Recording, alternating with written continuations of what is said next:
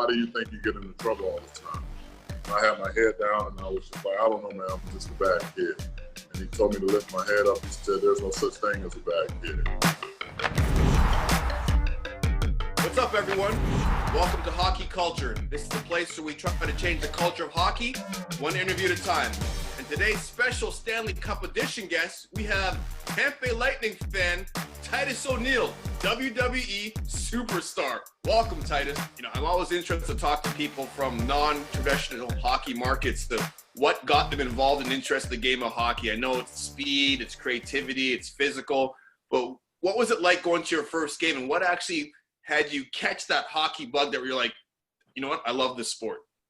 Yeah, so I've never gone to a game, and watching it on TV is much different. Just going to it is a whole nother experience, but it's just a full game experience. And obviously being in WWE, I understand the stuff that has to go on during commercial break, the interaction. So I actually got a whole, education on entertainment as a whole from the Lightning. Just seeing how it's well produced from start to finish. There's never a down moment in the game. It's just consistently moving, and then the athletes, I can't ice skate worth the crap, but it's on a thin blade of ice, moving at that speed, maneuvering, fighting, all this stuff, and they're doing it over. I mean, it's a long season, and the travel and things like that. So I just grew a greater appreciation for them as athletes.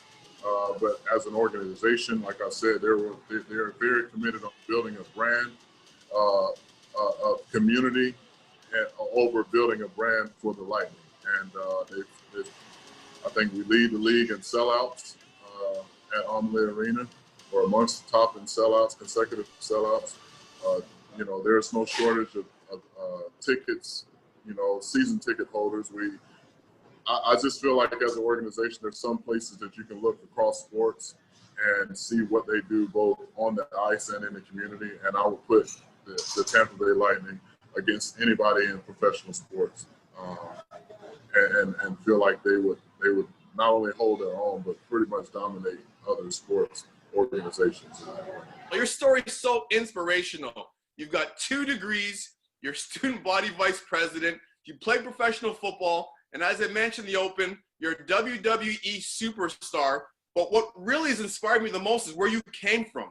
You're a product of a sexual assault. Your mom was raped when she was 11 years old. Talk a little bit about your childhood growing up.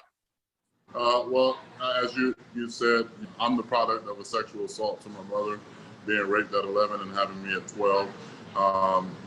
And with that came a lot of difficulties from a financial standpoint, from an educational standpoint. Being a kid in poverty, I was labeled a kid that would be dead or in jail by the time I was 16, just because I used to get in trouble a lot, used to fight a lot, and got an opportunity to go to a place called the Florida Sheriff's Boys Ranch. And if it wasn't for that place, I definitely would not be sitting here at 43 years of age with the accomplishments and the things like you mentioned before, being a University of Florida, proud University of Florida Gator graduate, in the University of Florida Hall of Fame, former student body vice president. But I was the same kid that was labeled a kid that, was too dumb to go to college, would never graduate from high school, would never play sports. I was too uncoordinated, etc. And it was the investment of others that had nothing to gain in return at that time that got me into a position where I'm not only able to, perform as a WWE superstar and celebrate my life as an accomplished author now. With my book, there's no such thing as a bad kid. And being able to reach thousands and thousands of kids and families because of the investments that others pour into my vision of being able to duplicate the efforts that were instilled in me at a very young age. Was there one moment where you're talking about, you said you're labeled as a bad kid, and you said you went to the Sheriff's Boys Ranch. Where was the one moment that you changed your life around? Like if there's a child watching this right now and they're having a similar experience that you had growing up, what was that one moment that led to your turnaround? They could probably say, hey, you know what? I can do exactly the same thing and turn my life around also. Well, the one moment for me was at age 12. I was actually getting ready to get kicked off of the Boys Ranch because I had just signed a contract that I wouldn't get into any more fights. And 30 minutes later, I got into a fight, which is kind of crazy because now I get paid a good amount of money to fight on TV. But I got called into the office by Patrick Minogue, and he had said, he asked me a question, made two statements. One was, why do you think you get into trouble all the time? And I had my head down, and I was just like, I don't know, man, I'm just a bad kid. And he told me to lift my head up. He said, there's no such thing as a bad kid. And I say, well, how can you say that? I'm getting ready to be kicked off of the boys' ranch, and I've been told I'll be dead or in jail by the time I was 16 for years, and now it seems like I'm getting ready to head back that way. I don't know what's going to happen when I go back home. And he said, well, I'm going to tick a lot of people off because I'm not going to send you home. I'm going to go against the wishes of what the decision was made. And I'm not going to give you the answer as to why I say there's no such thing, because I truly believe in my heart that you're going to get older and you're going to find out that answer for yourself. In the meantime, I'm going to tell you something, and I want you to believe it. He said, I love you, and I believe in you. Now, a lot of people had told me that they loved me up to that point, but then turn around and abuse me, talk crazy to me, cuss me, etc. But nobody had ever told me that they believed that I could do anything. It was the complete opposite. They'd always told me what I would never be able to do. And so that moment didn't instantly turn my behavior around. It did stop me from fighting because I definitely knew that I didn't want to get sent home. But it did teach me that I needed to start believing in myself. And I went from being an underperforming student to being obviously a high grade, high level student. I was never dumb. I was never stupid. I just didn't care. And I think that there are a lot of kids out there that are in a very similar position that I was in at that time, where they didn't feel like people around them really cared about them. The ones that did say they cared about them were there for a short period of time, and then they leave, whether it be a teacher or a counselor, step parent, especially those in impoverished neighborhoods. It's always a lot of turnaround, and a lot of people coming in and out of doors saying, I'm here for you, I love you, and then disappear months later or years later. And so I can see from both perspectives now how important it is to not take a kid that's acting out of order and label them as a bad kid. You have kids that are in bad situations, making bad decisions around bad influences, and they're having bad outcomes. You put those same exact kids, which was me, in a good situation around great people, and they'll have a greater chance to succeed. And so that's what happened for me. And so that's what I try to duplicate through my philanthropy and through my outreach efforts, is to bring people together. I'm not a politically correct person by any stretch of the imagination. I don't care if you're Democrat or Republican, gay, lesbian, black, white, or whatever. People from all walks of life helped me get into this position that I'm in today. And I've never been a divisive person. I've always been very truthful and forthright with who I am, what I represent, but also the realities of what I have to deal with as a black man in America, and as a black parent, as a black co-worker, as a black person in a business in which hasn't always portrayed blacks or browns in a very positive light. It's usually been very stereotypical in entertainment as a whole. I just want to continue to help those shape the lives of many in whatever way I possibly can. And I think that a large part of that is having people with large platforms kind of joining in, not only bring awareness, but to raise funds and to actually do the work.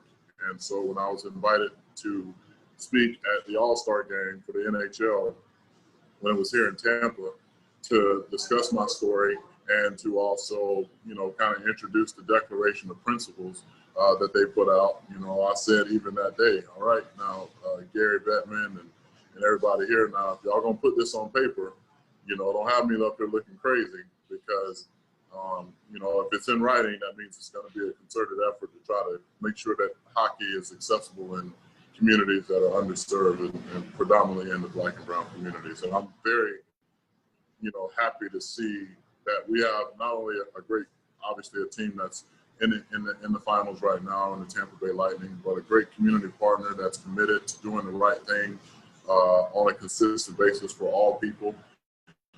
There's never a time that I've ever seen any sports franchise up close and personal make the investments on a consistent basis that I've seen the Tampa Bay Lightning do for years. Jeff Bennett, Steve Griggs, Mr. Wickett, Bill Wickett, and obviously Coach Cooper are being the leaders of that and kind of setting a culture that welcomes everybody. And that's, you know, I never played hockey a day of my life. You know, I don't share the same stories that you can share as from a player's perspective, but as a black man in America and someone that understands that sport is very expensive, much like baseball and lacrosse, for those that are in underserved communities to be a part of, and to see people and see an organization like the NHL take a concerted effort at trying to make this game accessible, not just from a playing perspective, but also from hiring perspective, you know. And I think that across the board, especially with what's going on in the country right now, diversity and inclusion is definitely on the forefront of everyone's conversation. But what does that look like? You know, for me, I was put in a very non-diverse situation at the boys' ranch. I was one of 3 black kids on campus, and I had to call a white woman and a white man mom and pop. And from a person that never met their biological dad a day in my life, you know, I had to, you know, swallow my pride in a lot of cases and like really try to have a conversation with a person that's from opposite race and give them my perspective. And sometimes they understood and sometimes they could not. But, you know, I would tell any kid or any person in general, like, especially now, like, let your voice be heard in whatever way that is. Some people are very good at verbalizing things on social media. Some people are very good at verbalizing things as an activist. And some people are advocates. And then there are some people that rather be behind the scenes and just trying to help push legislature and to push policies that open up levels of diversity and inclusion across all fronts. Well, you're talking about putting in work, and you've certainly been putting in that work at Sly Middle Magnet School. You've had a big impact on that community, putting in that work and putting your money where your mouth is. You know, you've invested a lot of money into that community. Talk a little bit about that and why it's important to give back to that local community.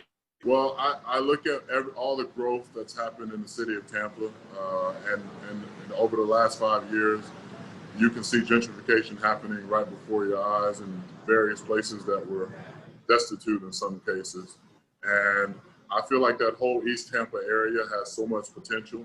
And where do you start with the rebuilding process of trying to give those people that live in that community a chance to stay in that community? I felt like it was in the form of education.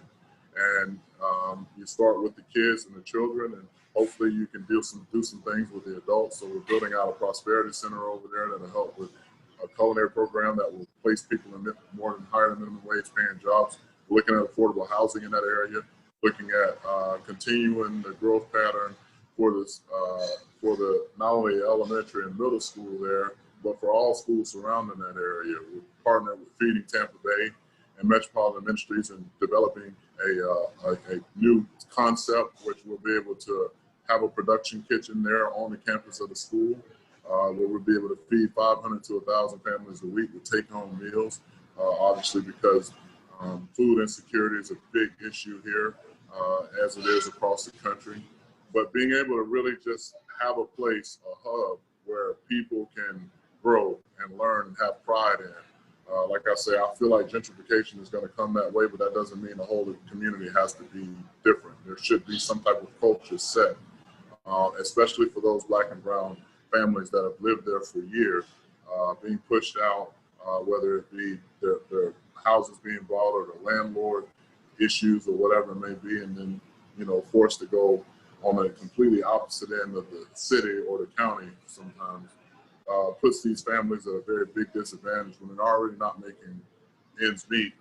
Now you take in consideration gas, adequate transportation to get to and from the school district. What, you know, if they're moving from, you know, a B or C school and going into an F school situation, like how is that going to impact their child or children? There's so many elements that can happen with change, but the biggest thing that we've seen, and I've consistently seen, is that there are so many partners in this community that care and they want to see the work being done, and that's all I'm really concerned about. Like I said, I don't care if that work's being done by Democrats, Republicans. I think everybody in their right mind should know that healthcare should be accessible to everyone. That a good education, a quality education with schools with resources to be able to do their job. Teachers are the most undervalued asset in the world, in my opinion. And they're underpaid for the tasks that they're responsible for, and then they're undersourced too. So being able to have companies and corporations and private equity business partners that want to give back, but just want they want to say, I want to do that. And they can look right at it, they see right exactly where their money is going, and it makes them feel, I think, more in tune with what's going on rather than just writing a blanket check and saying, all right, guys, go on your way. Well, Tampa Lightning is one of those companies or organizations that are massive in that community in terms of giving back. You're the recipient in 2017 of the Tampa Lightning Community Hero Award, and I think that it's because they've really recognized the work that you've been putting in the community, but you've mentioned about how important the partnership has been. Speak a little bit about that. I mean, you're more than just a fan of Tampa Lightning. You guys work together in a lot of these initiatives in Tampa Bay. Yeah, well, so this year we partnered up with the Tampa Bay Lightning to produce our first ever virtual back-to-school bash. We traditionally have done it over the last couple of years at Raymond James Stadium, and it draws 25,000 to 30,000 people. We give out backpacks, school supplies, physicals, eyeglasses, etc. With our partners with the Buccaneers as well, and the Rays and many others. But the Lightning, they, obviously not being able to play at home and having Amalie Arena available, we were able to pull this off with the help of Microsoft and the Tampa Bay Lightning and so many other partners, just coming to the table and producing an event similar to what looked like the ESPYs. We had a cooking experience, we had an exercise experience, we had different rooms where John Cena was reading his book, Elbow Grease, and different competitions. So it gave, my relationship with the Lightning, obviously, I try to go to the games as much as possible when I'm at home, but it's just my love for them is really about, there are some organizations that are consistent with building a brand. I truly believe in my heart the Lightning are about building this community, and their commitment over the last, 8-9 years in regards to how much money, $50,000 every home game to a local community hero or nonprofit organization to help them continue doing the work amongst all the other things they've done with the Boys and Girls Clubs, building hockey rinks in destitute areas in partnership with the Boys and Girls Club. We fed 5,000 frontline workers, when the COVID hit, pandemic first hit. They're getting ready to also make Amalie Arena a polling station, for the upcoming elections, for early voting and etc. So it's a lot of things that they have been able to do, and I've been fortunate enough to be a part of those things. Yeah, it's amazing the stuff they're doing. There are a lot of hockey teams are, jumping in, making their arenas polling stations. Professional athletes at every single level have a great appreciation for other athletes in different sports. Is there any similarities at all that you see from watching hockey that could be similar to wrestling? Besides the fighting, of course. Yeah, besides the fighting, it's just you're showmen too. The passion that the fans have in the NHL is much like the WWE. It's a huge following. It's a bigger following in some cases than even football and baseball, because if you go to Canada, they care less about American football and soccer, and things like that. And even in Europe, there's a great appreciation for the game of hockey, along with soccer. Those are the two king sports. Again, basketball and football, are, to me, traditionally American sports. But as a whole, the excitement, you can't even duplicate it. It's like me coming out to my entrance music and at a WrestleMania event every time I go to there. It's just loud. It's crazy that everybody kind of has their own way of starting, to interact with the action and stuff like that. And it's a cool, ongoing experience that I've been able to fortunately take a lot of people to their first hockey game, and specifically kids and black and brown kids, and for them to go and see it in person and then actually be able to meet some of the players like Steve Stamkos or even some of the legends like Andrew Chuck, and being able to have them come down and see Benny LeCavalier, and I mean the list goes on, Marty St. Louis.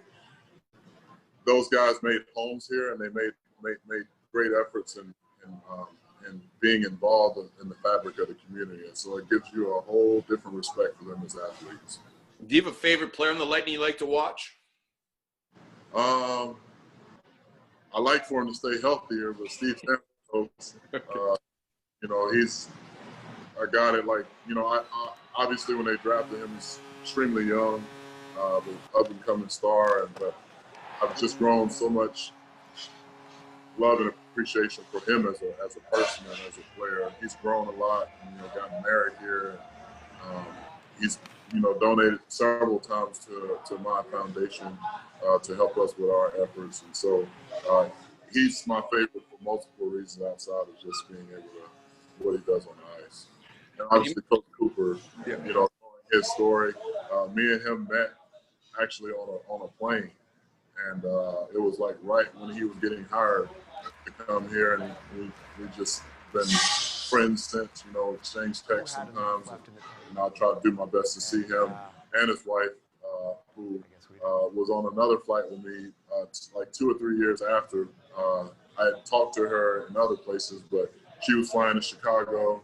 I was flying to Chicago. We ended up sitting in first class together and talking and sending a picture to John, and kind of letting him know that she was in good hands, you know, on the way. And so, yeah, I love the organization as a whole. Like I said, from top to bottom, you got guys like Steve Briggs and Bill Wickett, who have been, you know, first class from day one. And obviously Jeff Bennett with his investments, not just in the community, but in the team, and making sure we have a quality product year in and year out, to be able to compete for a Stanley Cup, which we, you know, obviously in the last 4 or 5 years, been right in the thick of things. Last year, I absolutely hated that went down, but you know, we got a chance this year to be very special. We got to go and kick Dallas's ass. And bring that cup back bring the Stanley Cup back to Tampa. Titus, thank you again for joining us, and thank you for all the work you're doing in the Tampa Bay community. If you want to donate to the Bullard Family Foundation, please go to bullardfamilyfoundation.org. Anything you could give, be greatly appreciated. Also, you can find the book, There's No Such Thing as a Bad Kid. It's out online, so please take a read to dive deeper into Titus' story. Once again, Titus, thank you for joining us on Hockey Culture. We'll be checking on and see how the Tampa Bay Lightning are doing the Stanley Cup Final. Thank you so much for having me, and as always, go Bolts, and we will see you guys in the very near future, hopefully as Stanley Cup champions.